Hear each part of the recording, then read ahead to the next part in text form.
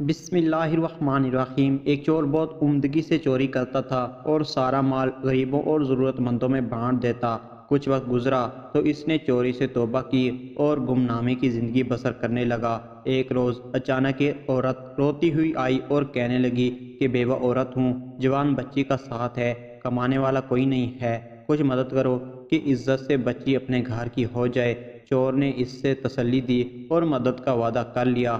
رات ہوئی تو اللہ کے حضور گویا ہوا کہ اے اللہ، آج اس غریب عورت کے لیے پھر سے چوری کرنے والا ہوں، تو ہی کار ساز ہے۔ آخر وہ آدمی چل پڑا، کام چھوڑا ہوا تھا، کچھ سمجھ نہیں آیا۔ اتنے میں ایک اور شخص اسے وہاں نظر آیا، منہ چھپائے اس نے پوچھا کون؟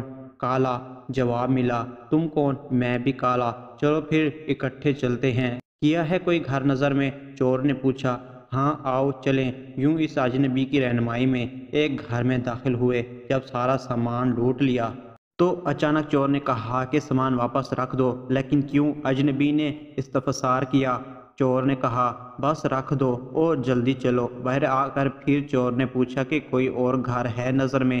آج ضرورت ہے بہت۔ تب اجنبی چور نے وزیر کے گھر کا پتہ سمجھایا اور چلتے چلتے جا پہنچے۔ سب مال سمیٹا۔ اجنبی کہنے لگا کہ وزیر کی بیٹی کی شادی ہے تو مال وزر و خوب ہے۔ چور نے سامان وہیں پہ چھوڑا اور اجنبی کو لے کر باہر آ گیا اور اصرار کیا کہ کوئی اور گھر دکھائے۔ آخر اس اجنبی نے کہا کہ اب تو ایک ہی گھر آخری بادشاہ کا محل ہی بچا ہے، اگر کہو تو وہیں پہ چلتے ہیں۔ چور نے حامی بھر لی۔ اب وہ دونوں بادشاہ کے محل میں پہنچے، تمام رکاوٹیں عبور کرتے ہوئے سامان اٹھایا۔ اتنے میں پہرے پہ موجود کتیا کی آنکھیں کھل گئی۔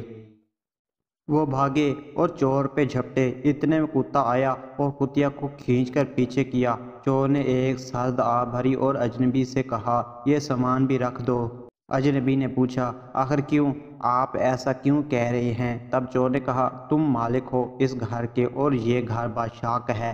میں پہچان گیا ہوں کہ تم ہی بادشاہ ہو، لیکن کیسے؟